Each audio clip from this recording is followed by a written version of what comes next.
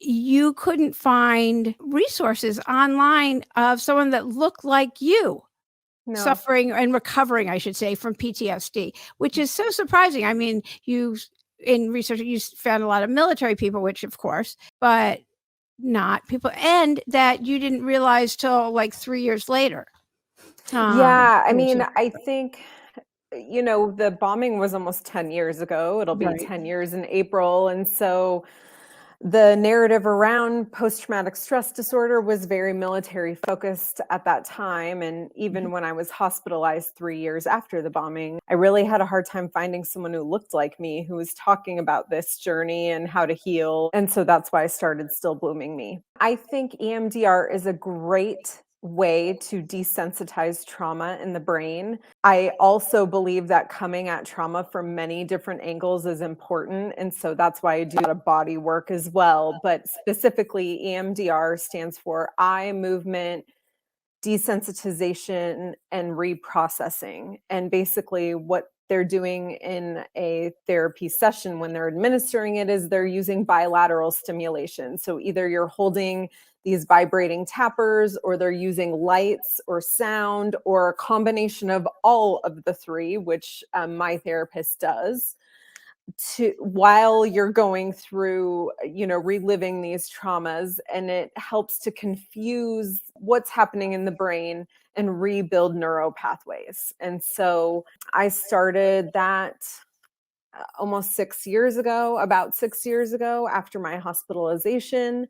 And that, along with acupuncture, working out, eating, taking supplements, seeing a naturopathic doctor. I also take medications now as well. I have to get good sleep. I mean, there are a lot of things I do so that I can be here and be healthy for me and my kids and my husband and my family. When I started having really serious problems, I was not making the connection back to the bombing at all. And no one around me was saying, hey, I think what you're feeling could be related to the bombing. But also, I was having a hard time verbalizing really what I was feeling too, because it felt so awful. And so it took about 3 years. I was having panic attacks in public places, like you mentioned, in Target. I was having a hard time driving. I would have like these almost PTSD episodes that would get triggered, and it would kind of affect my sleep and my anxiety and depression and my weight. I would drop a lot of weight because I would kind of stop eating and just taking care of myself, And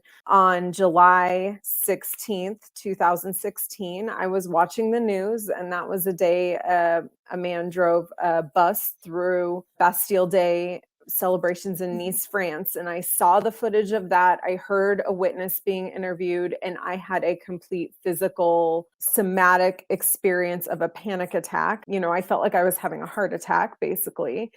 And that kind of spiraled me into, I stopped eating, I stopped sleeping because I was waking up with these panic attacks. And 3 weeks later, I was hospitalized. So it was a build up, and I wasn't listening to myself. I didn't have the awareness of what was happening to me. Here, they send you on your way a week and a half later with all these meds and all these people to see. How did you decipher what works for you?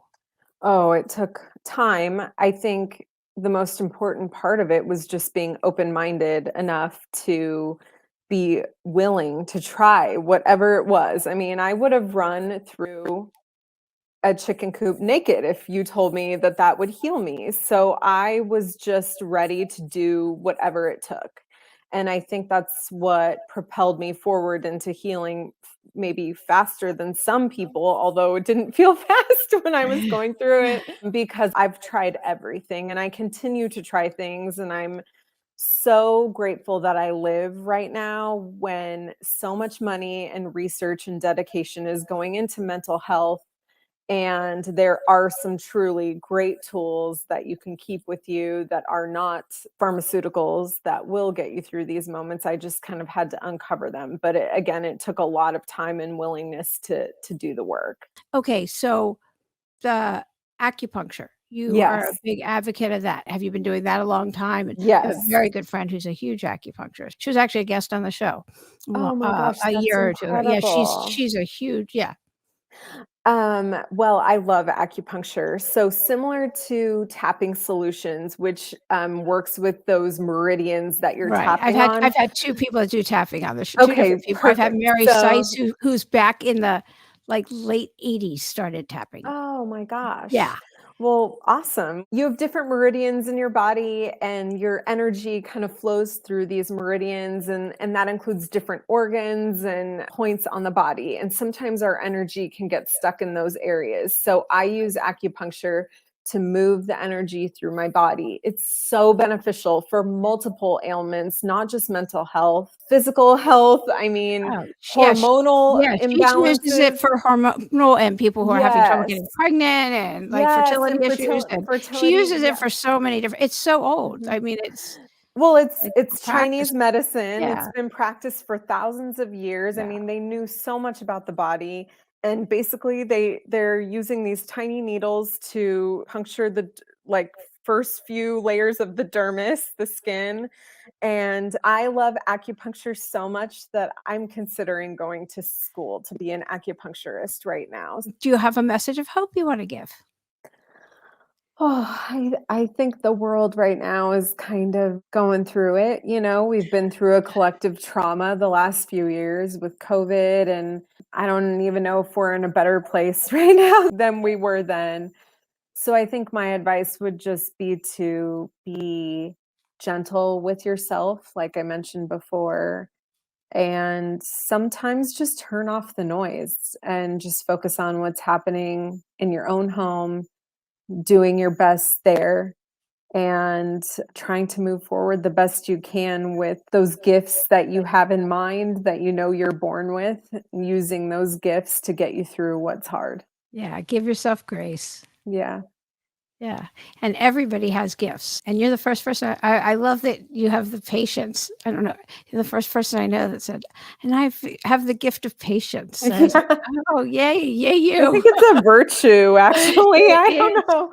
But yeah, It it's a gift of mine. definitely is. Oh, that's so great, and is there anything else that I should have asked you that will be done, and you'll be like, "Lauren should have asked me this," that you No, wanna I share? don't Okay. think so. No, I think what you're doing here is great, and I love your work, and thank you for including me. Oh, thank you. Thanks for being a guest today on 52 Weeks of Hope. You're welcome.